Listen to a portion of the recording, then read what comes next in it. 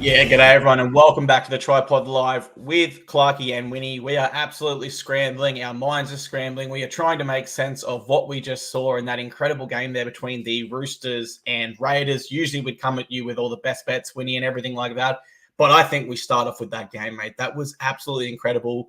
I still can't make sense of it, mate. When you begin to break it down, where do you get to, mate? And of course, how are you going? Sorry, I'm all over the shop. I can't believe it. G'day, mate. I'm sure we're going to forget stuff. Happy Father's Day to you, mate, and all the pod fathers out there. Let's start there so we don't forget that one. Hope everyone's had a great day.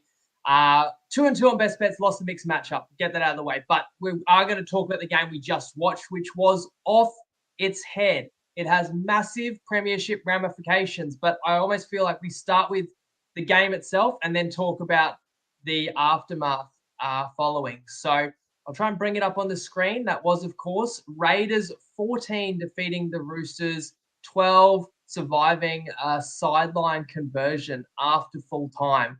Where do you even begin, mate? You tee off. Oh, mate, I think for me, I tipped the Roosters here. Now, if you guys remember, they were one of my legs in Clarkey's collect. So ultimately, when we talk confidence coming into this game, I thought the Roosters would win 20, 30 points here, particularly when you consider Jordan Rapana went down early and they did lose Jamal Fogarty pre-game. At that point, I grew in confidence that the Roosters cannot lose here. They are the best attacking side in the competition, and there's some huge injury woes here for the Raiders. From that point, though, the Roosters then go on to lose Sam Walker, Brandon Smith, Victor Radley, and Nat Butcher in that order. That was crazy. The first Elliott Whitehead sin bin was crazy. The play wasn't actually live. The tackle was complete, but still dangerous act. His second sin bin was even crazier. I know we hit halftime here. Both sides are technically down 2 spine members, so I wasn't too sure what to expect. But I thought that the Roosters getting into halftime, what they really needed to do when Joey Manu entered their spine and Connor Watson at hooker was add a layer of unpredictability to their game. Run the ball, pass the ball, spread it wide. But no matter what they tried, the Raiders just had an answer for it. And I'll be honest, it probably is the best defensive performance I think I've ever seen. It was just crazy what the Raiders were able to do here. Coming off a win against the Panthers last week, their season realistically over and out of the equation unless something crazy like this happens again, or even crazier, really. I didn't see this as a spot where Ricky Stewart would be able to motivate the Raiders and get them home here. We saw this chapter written earlier this year. The Roosters smoked them in Canberra in daytime conditions. This is just absolutely unbelievable. They had a 17% win record at this ground. They'd won 4 times in history at Allianz Stadium.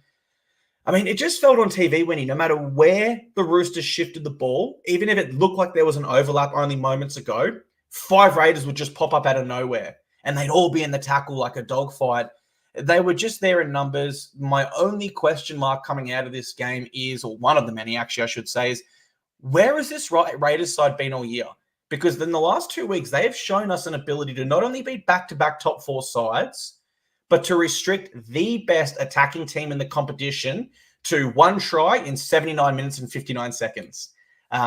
Because that's what they did. You know, the last try there from Daniel Tupou realistically came on the final buzzer. It's just crazy, mate. I don't think I've ever seen the Roosters have 9 back-to-back consecutive sets on someone's try line and not come up with points. Then you add in the fact the Raiders were a man short during that period. I'm still a little bit lost for words, mate. The final takeaway I have for this is this game to me does sum up how important Sam Walker is to this side. You look at the Roosters this year, they're comfortably in the top 4 and he's played majority of the year. Last season, they only just scraped in at 7th place. They had to win certain games to get into the finals, and Sam Walker was missing for most of that year. As soon as Sam Walker went off in this game, it was bad news from that point for the Roosters. They looked lost. Their attack wasn't as sharp as it needed to be. They were kind of, shifting left and right without too much shape or structure to their attack. So I think it does sum up how important he is to this side, Winnie. Then you add in 3 more starters in Butcher, Brandon Smith, and Victor Radley. And I dare I say their premiership window just closed today. It just closed. I don't see how they can recover missing those sort of personnel, mate. Hopefully, I've done my best to break that down. My mind is still going a million miles an hour, mate. Crazy stuff. How do you break it down when you look at this game, though? Yeah, and help us out in the comments, guys, if there's anything else we missed. Okay, could we have predicted this? I watch the Raiders defending for their lives and just think to myself, it just doesn't make sense. The Raiders had their grand final last week, won at home against Penrith. Like, that's unreal. But to beat Penrith and Roosters back-to-back weeks, like, the Raiders are a long, long shot to make the finals. We can talk about that. We can bring up the ladder. They're basically going to need a win next week and then a tie in another game. So the Raiders are playing for what? Sure, it's awesome to, pull an upset here, play spoiler, but they didn't really need to win that. And the Raiders defended more desperately than 95% of teams have this whole season, including several teams in absolute must-win spots. You see a team like Cronulla that really needed to win at home last night and can give up 22 straight in the second half. And the Raiders are a man short against an electric Roosters side. Now, that is part of it, that the Raiders were incredibly brave, and give them all the credit in the world and Ricky's ability to get them up.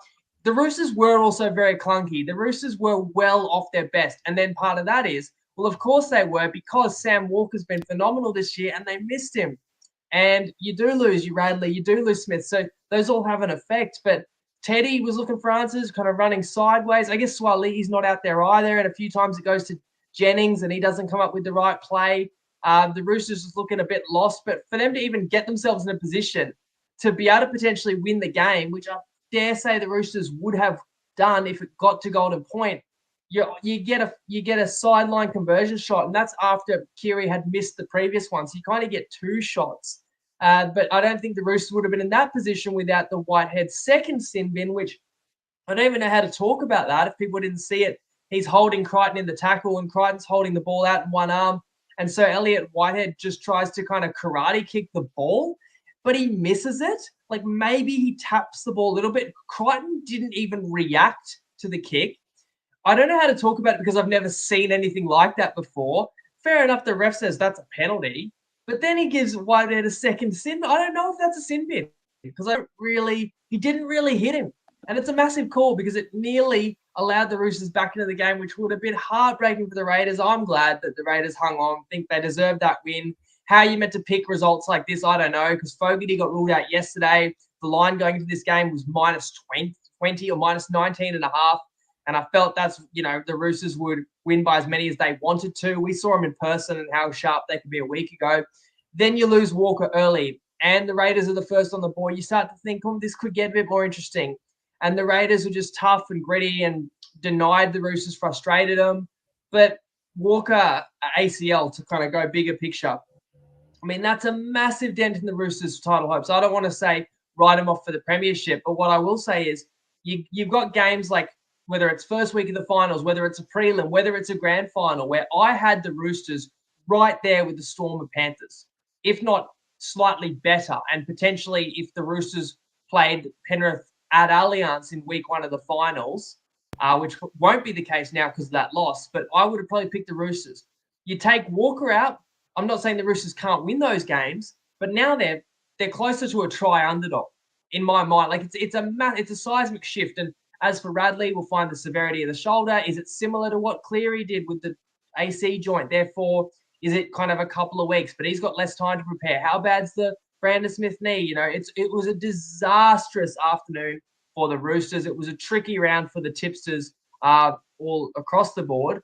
But to lose the game on top of it all, it's a very tough one. It just seems like everything broke Penrith's way this weekend when you consider the two teams above them both lost, but the casualties out of this one, I hate it. I hate it. I hate these serious injuries so much, especially a guy like Walker who's playing the best we've ever seen on a team that had every chance. It is really sad. So I can only imagine how Roosters fans or Roosters backers are feeling today too. Unbelievable stuff, mate. Let's finish on this. Chris Gray from Instagram says, Panthers licking their lips at a wounded Roosters team in week one. And I'll add one more to that, Chris. The fact they lost this game pretty much rules out a home final for them. And we were only talking on the preview show how important that would be because they can't seem to get over the Storm or the Panthers in these big games. And a home final might be enough to, shift the odds ever so slightly in their favor. Now it appears they won't only have a lot of injuries, they'll also be going to Bluebet Stadium. to take on the Panthers. That's not a good story for most sides when it comes to finals footy. And just on the ladder while we've got it there, so the Raiders are on 28 points. The Dragons failed to win. That was one of my losing best bets. I can't pick a no-show like that out of the Dragons. How do the Dragons give up 44 when their season's on the line? But the Raiders, who've got a 1% chance of making it, defend like that. You explain that one to me. But Raiders, Dragons, Knights, Dolphins, all on 28. And they play each other, those four teams. Problem is, the Dragons and Raiders both have a way inferior points differential. So while that game is on Saturday, and we're not going to preview it tonight, but just to set the table, Dragons Raiders is on Saturday. The winner will go into the top 8. The problem is they will be leapfrogged by the winner of Dolphins Knights, unless there is no winner. So Dragons Raiders, you need to obviously take care of business Saturday and then hope for a tie. Failing that, we have finals starting a week early with a playoff game, which will be at 4 p.m. next week. Dolphins Knights, which is insane and incredibly entertaining for us, no matter what happens. 100%, mate. And if anyone is here that's not usually here, particularly from my Instagram, Tuesday, 5:30 p.m., we will break down all of that in our round 27 NRL preview. Now, we usually start our shows with accountability. We go through our best bets, how they went for the week. I'll kick us off, Winnie. Clarkey's collect, no good at all. Did not see that sort of performance coming from the Dragons or the Roosters, to be very fair. But it was a round of upsets, so I'm happy to take my medicine there, mate. And really, I'll be honest with you guys, no matter what I picked for Clarkey's collect this week, I would have lost because pretty much every tip I got wrong. So it was a really tough week for me there. Dropped 1 unit, mate. What about yourself? How did your best bets go? Yeah, my round went downhill. I mean, I was all over Manly. We had first half. They led the first half by 3 tries, and we're getting a start. I avoided laying the points with the Cowboys the night before, who got backdoored. So I was feeling good about that. It got even better. Penrith win both halves, easy as you like. Penrith won by 22 points. But then it turned on me yesterday. I had the Dragons laying 2.5. Thought that was very cheap against Parramatta. But that first half and actually the opening of the second half was diabolical by the Dragons. So was 5 tries in 10 minutes at the end, but it was a little bit academic. It didn't change the result other than if you look at it, you're going, wow, 84 points and it was a close game. Well, it kind of wasn't close because the Dragons got all those tries. Classic case of too little too late. And then it came down to me for Titans. I was catching 10.5 at the Titans. Had a couple of outs through the week / this weekend, which didn't help, but also just didn't play well enough. I definitely expected there'd be some surprises and some teams with no pressure playing spoiler this weekend, which there were. I mean, Warriors Sharks, one of the craziest results of the season. So, of course, we'll cover that one. Then we saw what the Raiders did. But Titans were actually just same old bad Titans, which not only cost a best bet, made me 2-2, but cost a mixed matchup.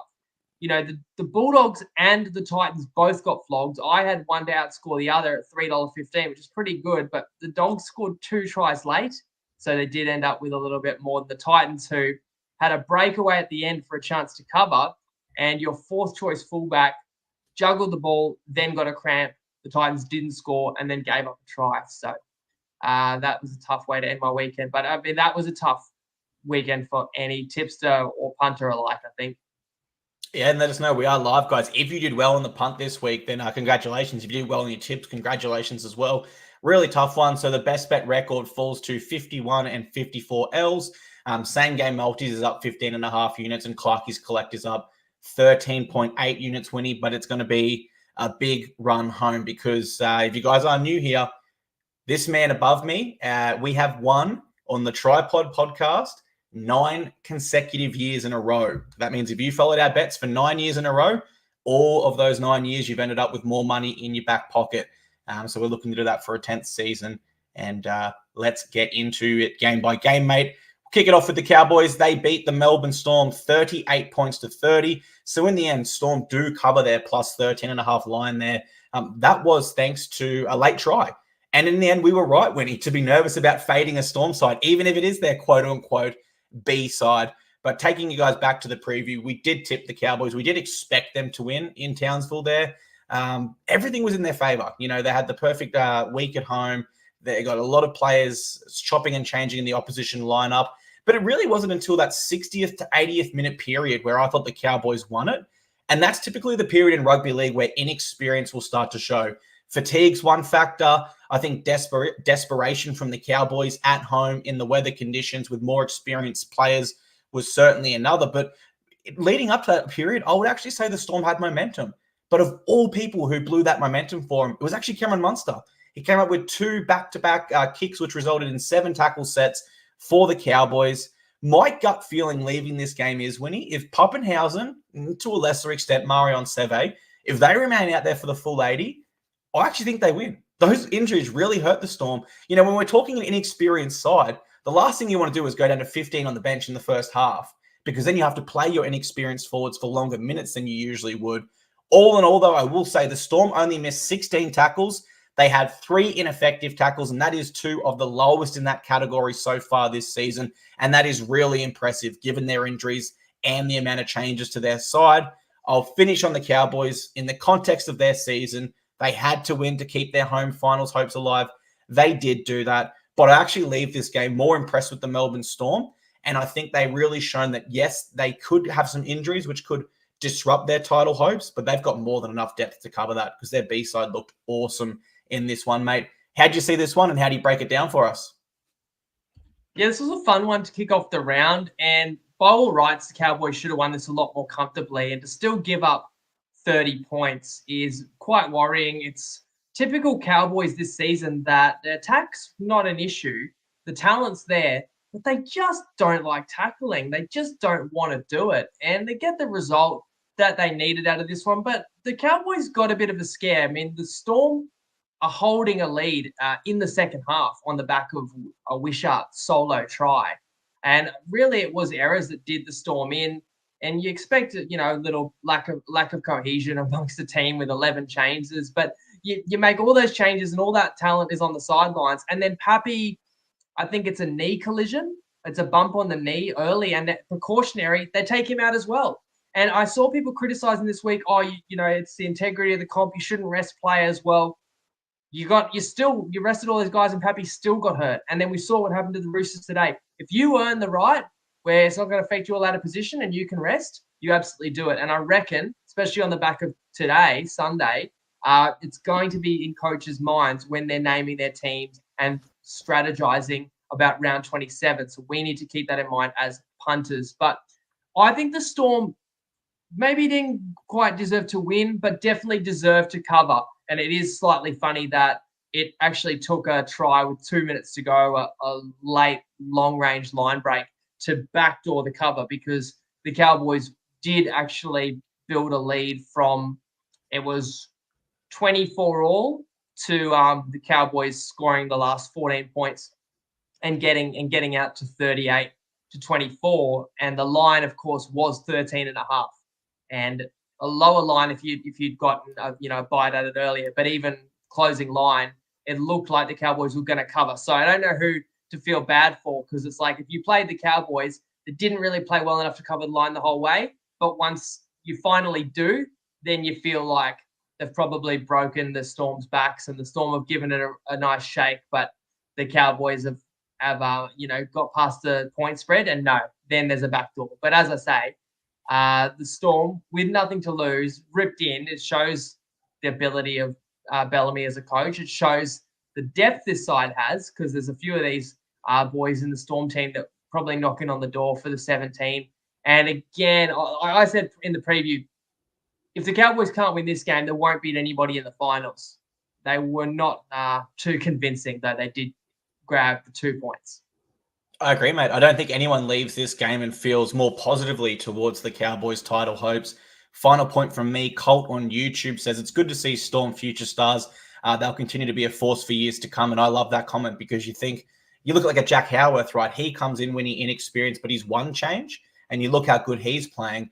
All of these guys shown enough potential for me that if they had to slot in with the regular team, they'd have a really, really great impact. So I think we're all pretty much unanimously across the board that the Storm were more impressive here than the Cowboys. And look, this has been a crazy round, so I feel like we need to pick up the pace to cover it all. But I'm glad Colt mentioned that, because how can you talk about that game and not just mention Farlongo is too good to be a backup fullback? Surely clubs like the Box, the Parramatta Eels are watching this play out. and saying, well, he's behind Pappenhausen. We're going to throw the kitchen sink to get Furlongo. Furlongo is a threat to break the line in any carry.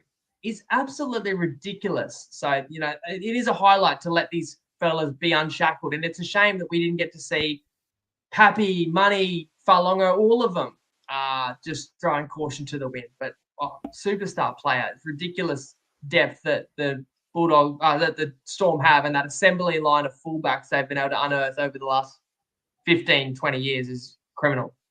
Absolutely, man. Every time he touches the ball, he's a tackle break chance.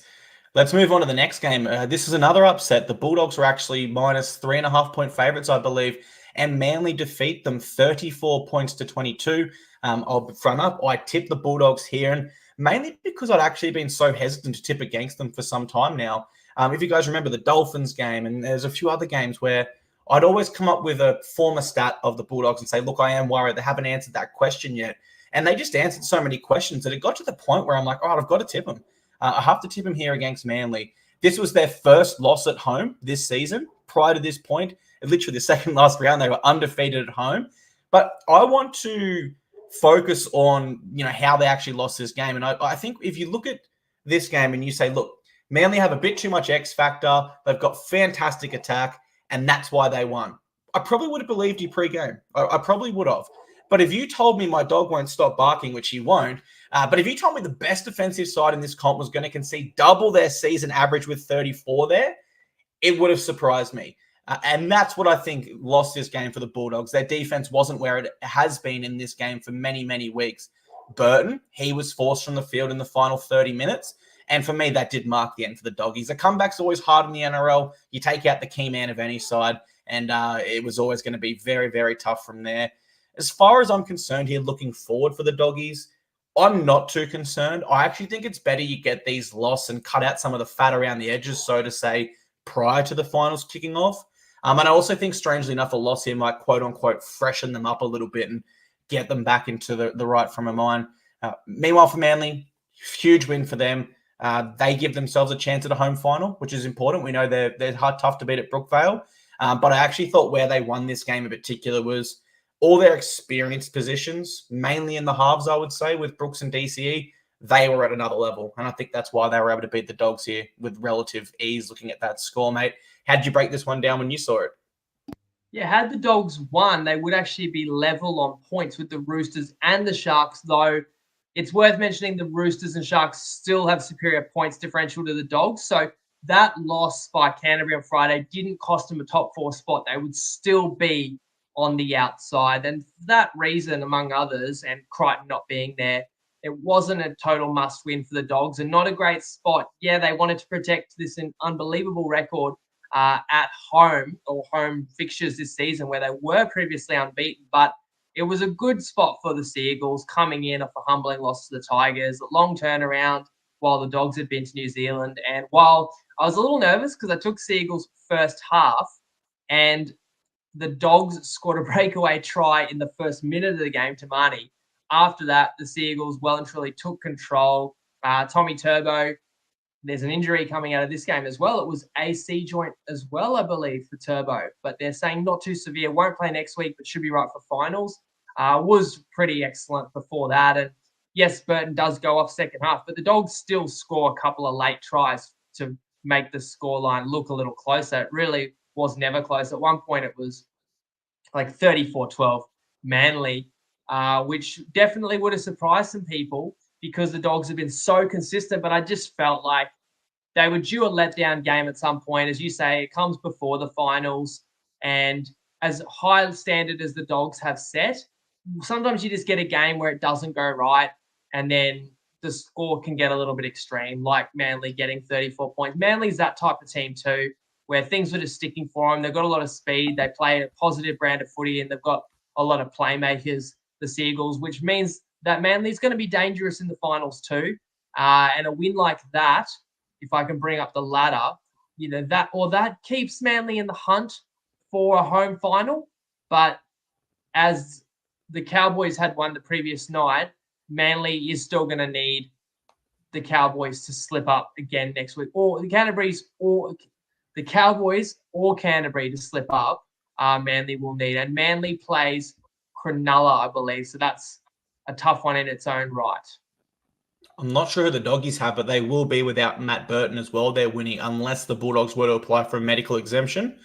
He will miss 11 days, so he would miss that game. So, Manly, yeah, I'd say they're a solid chance to get a home final. If not, they've at least given themselves that option, which is, you'd rather have that option than not. Simple as that, mate. Oh, the Bulldogs play the Cowboys, sorry. So that's very relevant. So let's bring that up again.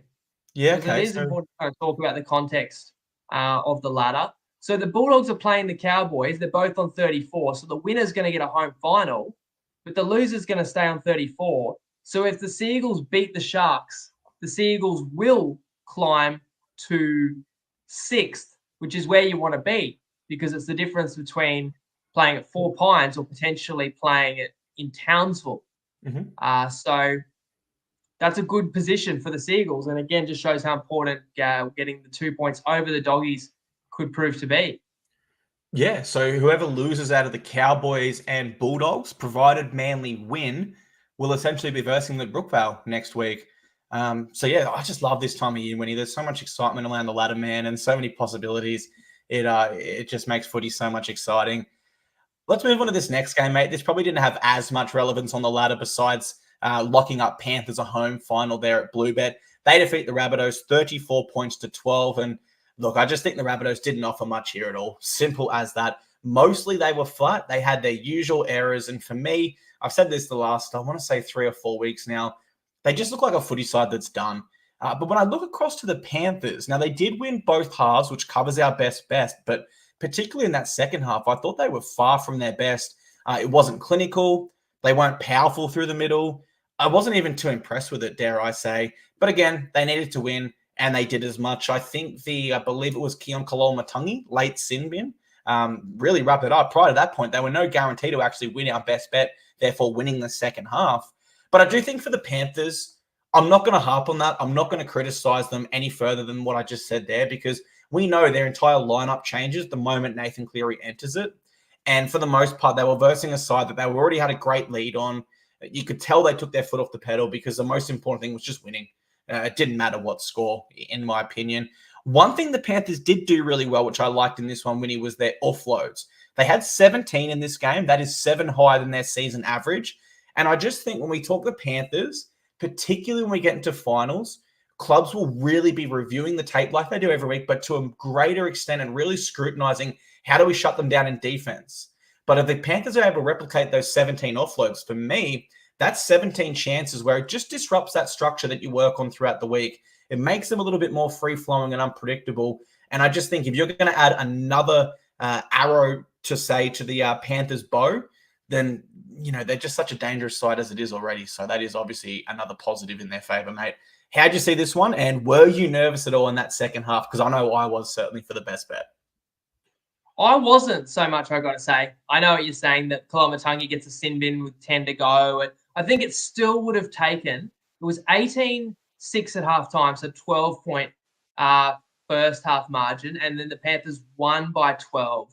I know they did score after Keon went in the bin. So I suppose, yeah, if the Panthers had conceded a try late and not got that last try by Isaiah Yeo, it's possible. But the Rabbitohs were outmatched in this one. Cam Murray loses his challenge against the judiciary Tuesday night, which we felt would be the case, and didn't get any better for the Rabbitohs. Taruva comes back into the team, gets a couple of tries. Got to shout out the winger for the Rabbitohs. This young gun, Tyrone Munro, has got a really bright future ahead of him, but he's had a horrendous week personally. And it's to still front up the play and have some amazing moments, score a double, and could have been more. The Rabbitohs gave it a crack. It's just an almost unwinnable game. You're playing Penrith, who had lost 2 in a row, which is so rare, and needing to win to make sure they stay top 4. And in fact, climbing to second spot, which is where they've remained by virtue of these upsets. It was pretty much a perfect weekend for the Panthers. I mean, you off the top of your head, was there any negative news out of this game? A lot of teams suffered some casualties, but no injury concerns or anything for Penrith. Now they play your Titans next week, so they're pretty much they'll get to stay at home in that all-important week 1 top 4 encounter. Yeah, I mean, they should walk through the Titans realistically next week, and that sets them up at home at Bluebet against an injury-ravaged Roosters side. Dylan Edwards, I mean, that was more they were saying he was playing with pain. So I suppose that's one to monitor, that knee could be an ongoing issue. But I just think back to, Dylan Edwards had a broken foot in 2021, and he just kept playing. And it was only after they won the grand final that Ivan said, about 5 of these boys probably shouldn't have been playing. So it's like you kind of just don't doubt them anymore, that they are like Terminators, and certainly the toughness of Dylan Edwards. But I'm glad that people mentioned that in the chat, because we shouldn't say everything's gone perfectly. I mean, attrition is a real factor for all of these teams that are trying to reach the promised land. Certainly, mate. Let's move on to Saturday, 3 p.m. And this is another result that I just did not see coming. The Dragons had a modest line of -2.5 coming into this one. They lose to the Parramatta Eels 44 points to 40. I still don't know really how to break this one down, so I'll start with some of the question marks that I don't know still. How does a top 8 side at the time concede 44 points to a side who was about to compete for the wooden spoon next round? How do you score 40 points in first grade and still lose? That's actually the record all-time of NRL, the most points scored by a side that still lost. So congratulations, Dragons. How do you put that first half in as the Dragons when you know your season's on the line? Like, where is the focus and the energy and the intent? And then finally for the Eels, how were they able to play that good for 70 minutes, let's say, 65 minutes? But last round against the Broncos, they could only play well for 10. Like, that's a ×7 increase on capability in a matter of a week against arguably a harder competition, a team higher on the ladder. So I just have more question marks coming out of this one. I don't know how you could predict this. I don't know, Winnie. I think if you're a Dragons fan, look, you don't take any positives from this game. You don't sit there and go, well, we scored 40. Oh, we almost came back. You have to think, if you start games like that in the finals, and that's where the Dragons want to be, you lose every single time because you're against the best of the best. You're not against a side who's about to play for a wooden spoon next week in the Eels. I remember last year, the Knights started slow in New Zealand in week 2 of the finals, and I'm going to use that as my main example here. If you start poorly like that in finals football, you will lose. And for the Dragons now, I'm talking finals football. That's not even guaranteed for them anymore. It's actually more unlikely than likely at this stage. So it was flat out unacceptable by the Dragons. Meanwhile, it was probably the Eels' best game this year. But with respect to the Eels, I think it was the Dragons that made them look that way, mate. It just sucks that I had this belief in the Dragons' win-loss trajectory and threw them in for Clarkey's collect there. I thought that line was fishy, man. I thought, how have they got it at -2.5? And in the end, the bookies got us, mate. They tricked us with that line. How did you see this one, though? Yeah, I totally agree. So we've just talked about a horrendous weekend Roosters fans have had, but disaster for the Dragons as well. It went into the weekend odds on to make the finals, which no one predicted pre-season. Had a great draw to do it, and everything has gone wrong with it. That's their own fault because they no-show here, which again was strange because we've said this Dragon side's been up, down all year, which is not a good thing. But at least the fact that the Dragons were so disappointing last week means you definitely expect that they should show up for this one. The Dragons knew that the Knights, the Dolphins, the Broncos all had their eyes on a top 8 spot and are all hoping that Dragons would slip up. So the Dragons knew one win from their final 2 probably wasn't going to seal the deal. So that made this a must-win game. Para's got nothing to play for. I mean, Ryan says there, in hindsight, could have played a Dragons over. And I was thinking the same thing, which, of course, when you watch 84 points unfold, you kind of think, oh, why didn't I pick overs in this game? Because overs is pretty logical in any Para game because Para's just going to throw caution to the wind. They're going to offload. So whether they're scoring or the opponent's scoring, someone's scoring. But at the same time, with the importance to the Dragons, you lay 2.5. I mean, that's how the pod works. I look at what I think the line should be. I look at what it is. And if it's drastically different, then I'm going to bet on that. And I'm going to expect a team like St. George, based on everything I've seen all season and the circumstances going into this game, is going to win that match more comfortably more often than not. And if I'm wrong, and I'll cop that. And I'm not going to say that because Dragons got within 4 late that it showed it was a decent tip. I mean, it's just a no-show. I can't really explain it. But Dragons fans are going to be gutted now because Dragons fans would have at least hoped if they lost that maybe Brisbane would beat the Dolphins. Because if Brisbane had beaten the Dolphins, then Dragons fans could cheer on the Storm next week, which is pretty realistic, and then cheer on the Dolphins to beat the Knights and get in. But that's what I mean by the worst possible weekend for the Dragons. The Dolphins winning, it's basically no shot. I know it did happen a few years ago where Brisbane could miss the 8 if 2 teams like Cronulla and West had a tie. But that's basically what the Dragons are hoping for now. And if you're hoping for a tie, which has only been, 1 or 2 this whole season, you're pretty cooked. And that is a massive shame because the Dragons have fought hard all year, but 2 bad games in a row, it's going to sink them. The defense just wasn't there. I mean, it's not even first half. It's really first 60 minutes. How do you give up 9 tries to an Eels team that there's some good players there, yeah, but like, as I've said a few times, Gutho's a shell of himself. There's no Moses. There's no Hopgood. Dylan Brown's a good player, but there's just no excuse for that. Wild finish at the end, but basically Parramatta thought they had the job done and they switched off, and the Dragons just throwing it around like a hot potato because you've got nothing to lose. And it was the extreme that we got try after try after try. And I think the Dragons did receive a kickoff, so technically had the ball within a try, but never really a hope because you give up 44 points. You are not going to be a hope. So you make a good point there, Clarkey, and that's something I posed the question on Tuesday. What am I missing? Who out there is taking plus 2.5 with the Eels? And while we've seen the result now, I still don't know how you were meant to pick that, but it was a fishy line. It's the only way I could critique myself would be maybe if that line was just too sus to me and I couldn't understand who out there was playing para and the line was suspiciously low, maybe I should have left it. I've done it before. I've been like, this line seems wrong to me, but I don't know why, so I won't play it. But in this case, I just thought the bookies underestimated how much the game meant to the Dragons. Maybe not understanding that Para couldn't change their wooden spoon hopes. And honestly, after I gave it as the best bet, the line moved to 4.5 everywhere. And I just thought, yeah, that's getting closer to like where it should be. I think it should be a 6.5. But maybe the bookies did know something we didn't. Yeah, I've got 3 points to wrap up, I suppose. Number 1, there's been over 600 games so far in the NRL season this year. 1 has gone to a draw after 90 minutes, Seagulls and Warriors. So what, 1 in 600 chance? Unbelievable there. Number 2, if you offered me that Dragons line again and you doubled it, let's go to 5.5. And I knew, not that if you give it to me on Tuesday, I would have taken it at minus 5.5 as well. And finally, the Dragons social media team, after all the results came out and it was essentially season over, had the audacity to post today asking people to sign up and pre-register their interest for 2025 memberships. Come on, guys.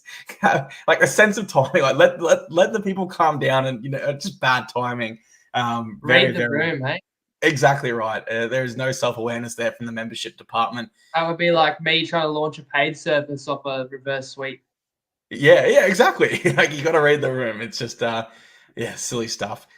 Let's go to this next game, mate. This was also an upset. The line, just to remind everyone, was about minus 6.5 against Broncos, slightly more than a converted try. But the Dolphins beat them as underdogs, 40 points to 6. And if I can be honest here, I know you should have your Finns hat on as well.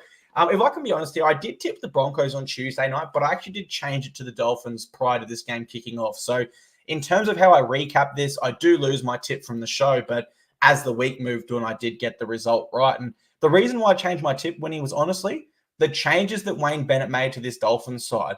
I actually have felt looking at them for a while now that they need to freshen up and they look tired a little bit. And I kept saying in the recap shows, I'm waiting for this Dolphins side from earlier in the year to show up again, and they just aren't.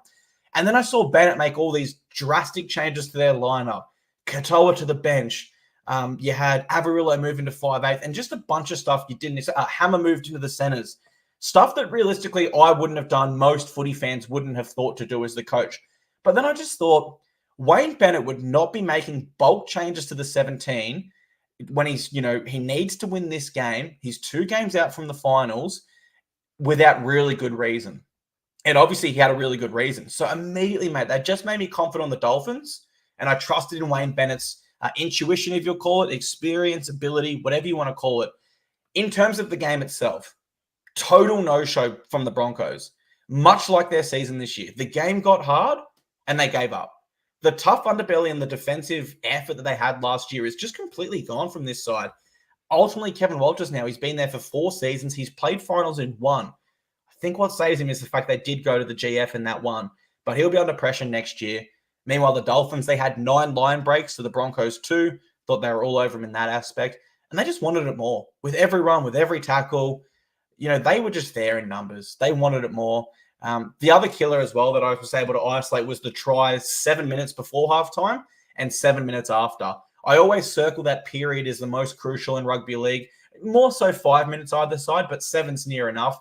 And I always feel if you can win those periods, you can win the game. And the Dolphins nailed those periods. Realistically, they nailed the entire 80, and they have more than kept their season alive. I wouldn't even be shocked if they're favourites against Newcastle next week. Excellent game coming up. Excellent game here, mate. I know you're a big Dolphins fan, so how do you break this one down for us? Just on the note of next week, it was basically Pick'em, Knights, Dolphins, so you can't get closer than that for a spot in the 8. However, Newcastle looked pretty good today, and as I check the odds, I can't see it immediately. Maybe pulled down. I'm trying to think if there's a injury cloud, anyone out of Newcastle or a suspension impending. In any case, it'll be close to a Pick'em. I think you've got to respect that the Knights are at home, but what a win for the Dolphins. I don't even know where to begin. All right, the changes, that was bold. I talked about, does Bennett have an ace up his sleeve? I mean, Hammer is so good, so you don't really want to take him out of the position where he can be most influential. But when Trey Fuller's playing this well, and the fact that you could shift Avarillo into the halves meant that you could strengthen multiple positions. I mean, look at this game. The 2 players that I singled out as giving the Dolphins a real chance of the upset here was the Hammer and Herbie as being all world level players. Like, you're picking a world 17 or whatever. They're in the discussion to fit in there. And they both had doubles. But Jake Avarillo also had a double. He scored a try when the Finns were down to 12, when Kafusi got a sin bin for a hit on Reynolds, who, by the way, Reynolds just looked hobbled all game. And then Avarillo also scored a try when Willison was in the sin bin. And, these are the critical periods. You need to score when the opponent is down a man, but scoring when you are short a man is like gold too. So it was just sucker punch after sucker punch. So when Wayne Bennett takes over this club and builds it up, at first there's a lot of criticism that the Dolphins couldn't get the players that they targeted. But what he's been able to build, the signs were there last year, though the season petered out. The Dolphins were unable to beat Brisbane last year, though one game was really close. Then this year, the Dolphins are all the way up top 4. It's outstanding. But to let that slip, and it seemingly looks like the Dolphins are going to miss the 8, it would have been a disappointing end to the year. But to turn it around in the biggest game of your year, get the boys up, as we know Bennett is capable of doing, beat Brisbane for the first ever time. Not just that, but beat them emphatically.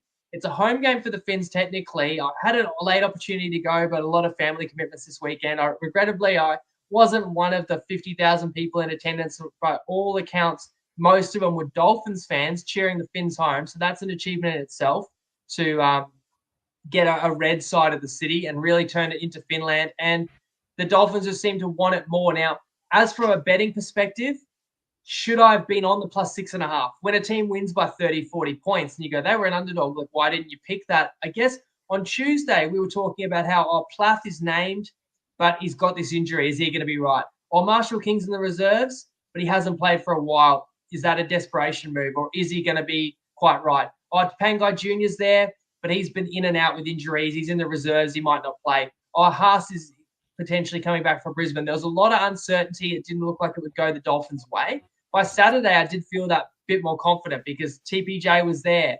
Plath played. Marshall King played off the bench. And it was the boldest call of all is dropping Katoa to the bench and basically favouring Sean O'Sullivan. I mean, even shuffling to have Fuller and Tabuai-Fidow in the lineup is fine. You could still have gone Avarillo at 6, partnering, because Nick Rima was out. partner in Katoa, to drop Katoa. As talented as the kid is, I've talked about how the Dolphins have really struggled with game management. So Wayne went to a more experienced player. And I mean, every string that Wayne pulled has worked, has come off a treat. Dolphins outstanding. See how much it meant to him. You can see how much it meant to Herbie against his old club. You know, the big players stepping up. Outstanding, because I don't think everyone remembers or appreciates. Like Jesse Bromwich, well beyond his best, and you know, is a guy who's there for leadership, but he was out this game. But more so, you signed Tommy Flegler to a big money deal. He basically hasn't been able to contribute all season. And Gilbert made Origin last year and did his ACL in the preseason. You take those star middles out of this Dolphins pack, and for them to still come in to Suncorp and trample the Broncos. And yeah, Brisbane's got their injuries. There was no Walsh. There was no Mam. Stags went off early. And unfortunately for Brisbane, once they got behind in the game and just the energy of the Dolphins overwhelmed them, you could see Brisbane basically give up. And I couldn't help but think, how did this team suddenly score 6 unanswered tries against the Cowboys a few weeks ago? I mean, they're dead. And they're depleted, and you're looking at who's going to lift them. Yes, Carrigan did score a try in this game, but Reynolds looks badly beat up, you know, needing a off season. And the Broncos they just have not been the same side since the 65-minute mark of the grand final last year, essentially. And it's a tough one. I totally agree. Kevy's going to have some grace because he built Brisbane up to being the second best team in the comp last year. They were as good as Penrith basically the whole way, chose not to win the minor prem, had Penrith beat the grand final. So you can't say Kevy's not capable of taking Brisbane where they want to go. And that's going to get him probably a little bit more wiggle room, maybe half a season next year to prove it. But this year, Brisbane couldn't withstand the guys that they lost in the offseason. They never replaced that production. The Origin period was absolutely brutal to Brisbane with the injuries, and they were a bit more the hunted this year. And so that just shows you the closeness of this competition. You're a bit off, then you could be way off in terms of the standings. And I think this game, this round, and rugby league in general shown us this weekend that Kevin Walters, there are definitely some ifs when it comes to rugby league. And for our show, punting, of course, making reference to his comment last week that there are no ifs. The Broncos will be playing finals.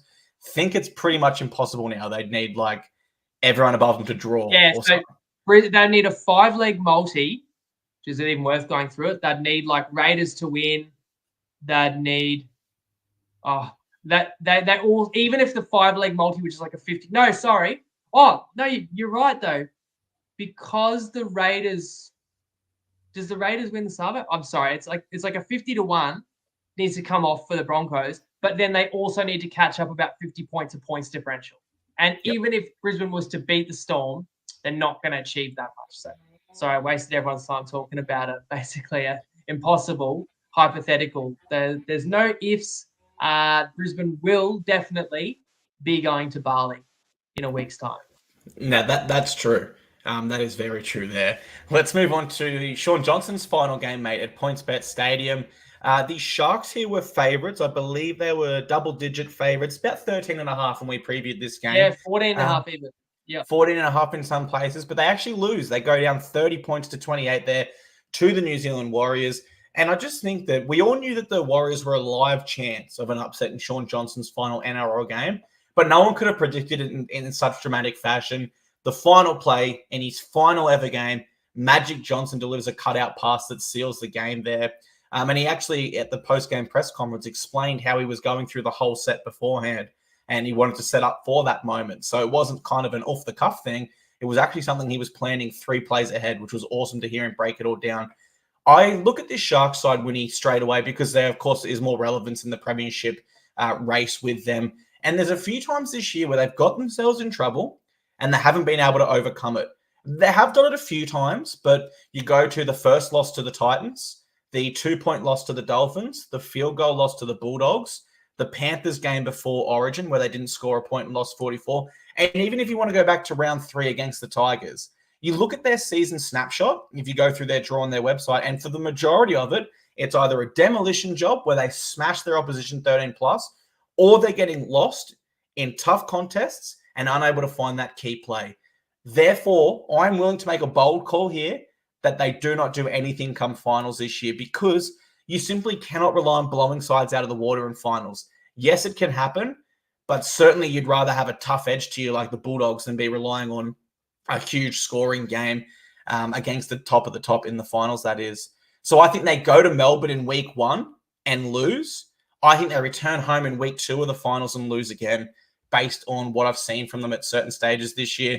Meanwhile, for the Warriors, I'll keep this short. What else can you say? Sure, they had some calls go their way, but they were quite obviously spurred on by the emotion and the occasion of Shaun Johnson's final game.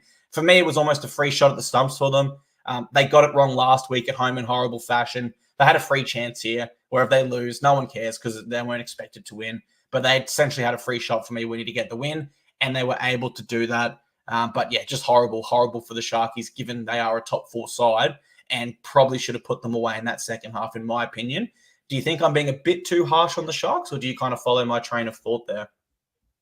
No, I think it's fair enough, because thanks to that loss, Cronulla is back down in 4th spot, as opposed to they could have stayed in the top 3, which means you avoid the trip to Melbourne.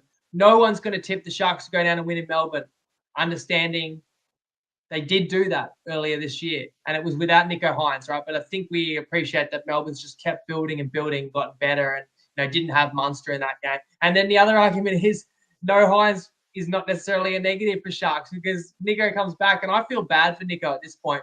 Nicho comes back and they blow the game again. And there's so many angles to this. The fact that the Warriors couldn't get the job done or do justice to Johnson's career last week in the ultimate, high emotion spot where, of course, we're on the Warriors for a best bet. They're up 12-0 and can't even cover the game.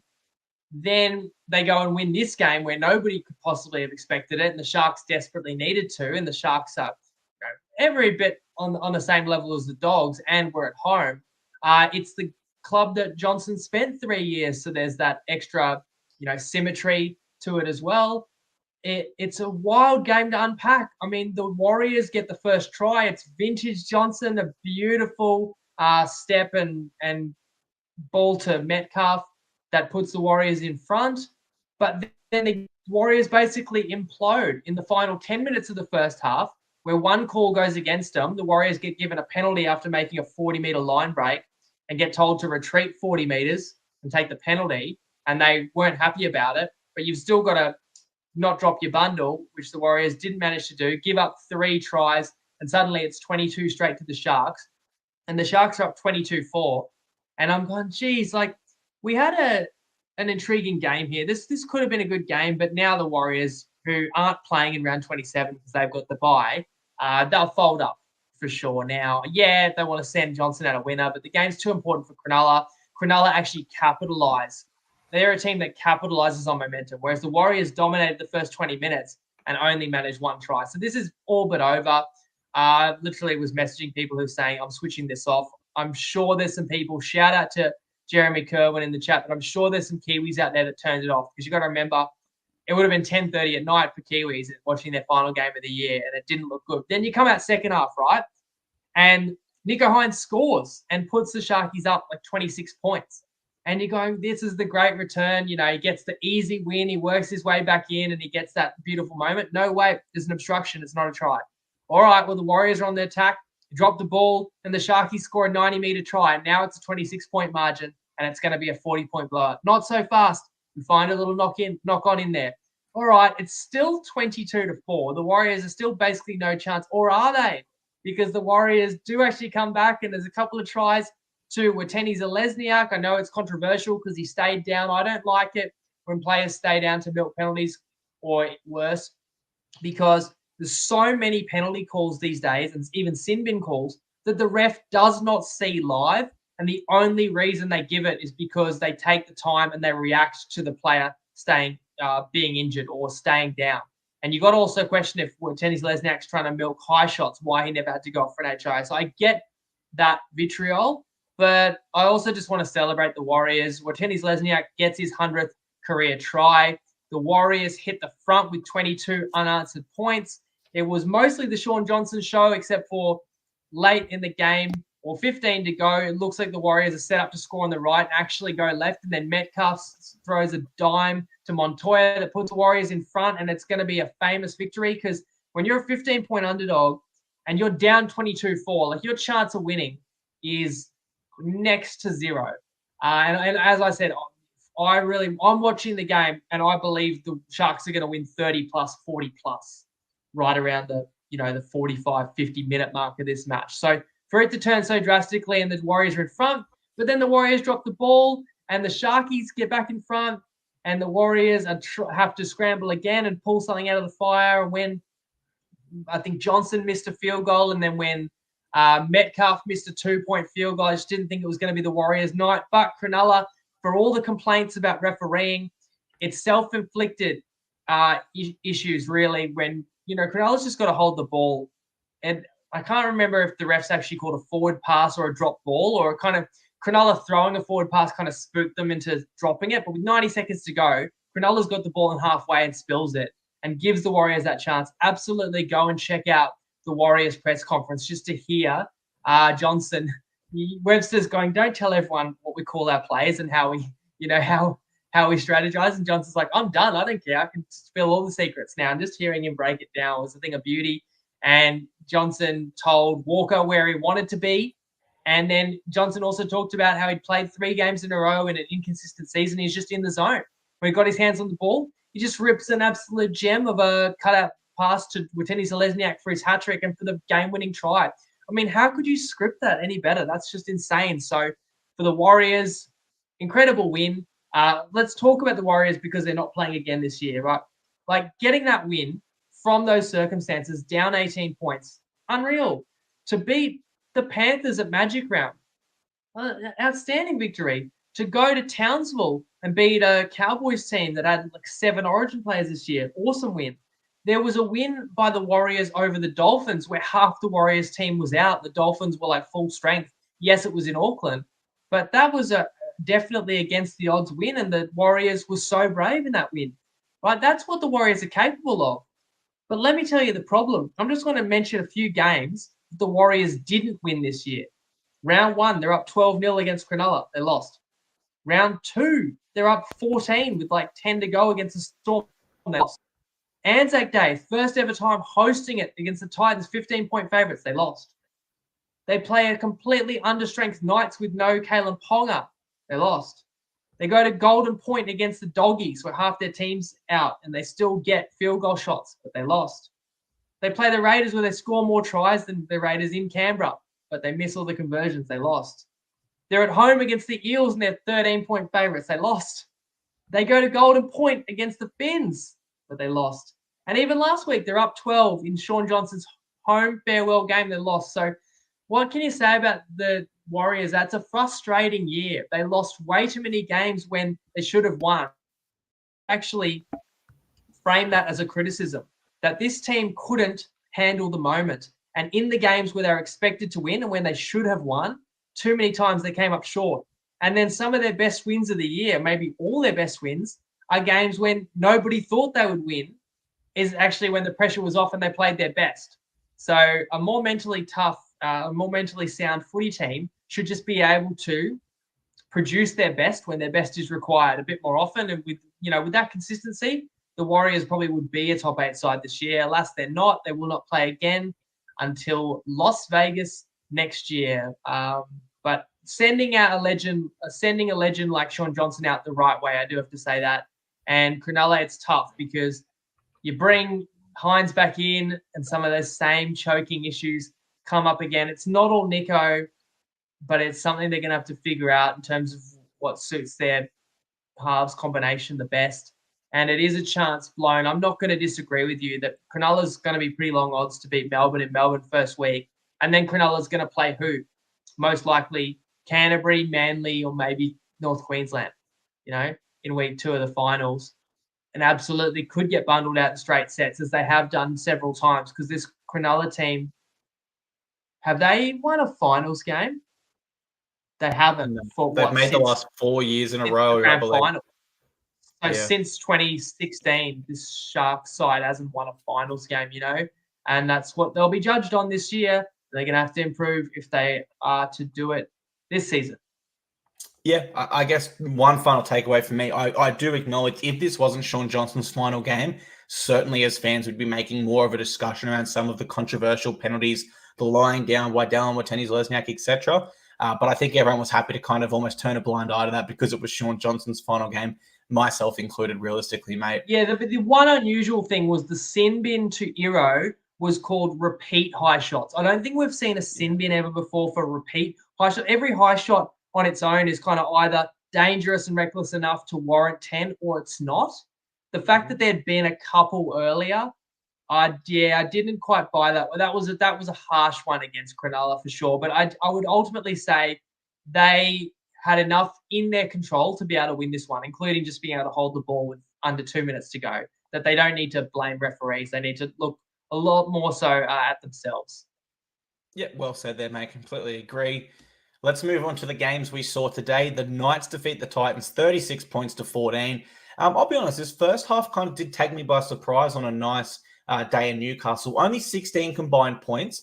And now I know the Knights do have the worst attack in the competition, and the Titans aren't known for their defense, but they do have good attack as well. But I expected a really high scoring half, like something like at least, both sides close to the 20s, if I'm absolutely honest.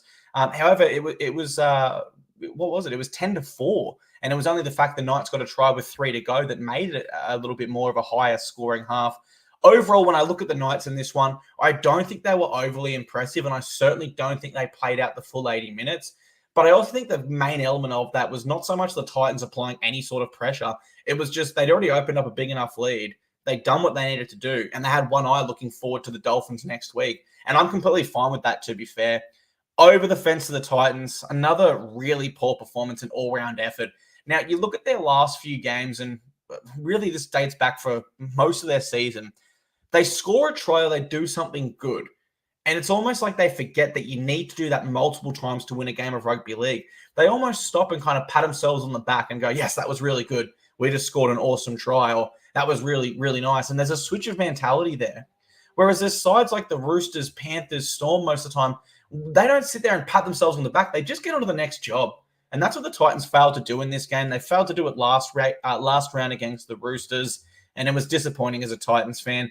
Not too many other takeaways, Winnie, from this one, other than the incredible match it does set up next round with the Dolphins and Knights, which I can't wait for. Had a quick look earlier. Ladbrokes have it priced plus 2.5 against the Dolphins. So Knights slide underdogs there at home, mate. How do you break down this one against the Titans, though? Yeah, and that's fair because it was about a pick 'em, but then the Knights looked really good today and so deserve to be a slight favourite in the game next week, I'd say, without stepping on the toes of the preview too much. So this game hurt me in terms of my best bet, but I'll take a double-digit line with the Titans. I didn't know Kinney was going to be out. Sammy ends up out, and ultimately just a bit of a no-show. So I'm happy to just compensate. It's not a good tip. But there's still teams that are still fighting, as we've seen, surprisingly so, even if they can't make the finals. Unfortunately, your Titans, not one of them. But the Knights needing to win this game, getting a little bit of extra life too, because the Dragons losing meant that the Knights controlled their own destiny where they didn't before that result. So maybe that gave an extra jolt of energy to Newcastle as well. You're right about the scoring. Although we end up with 50 points, it was just beautiful afternoon conditions. So you probably expected a bit more positive footy. And as you say, there's 2 tries in the first 37 minutes. This was a little bit like Titans Dragons a few weeks ago, where the Titans did score really early. You think we're going to get a good game, but then the Titans didn't do much else. So I was very disappointed in the Titans. The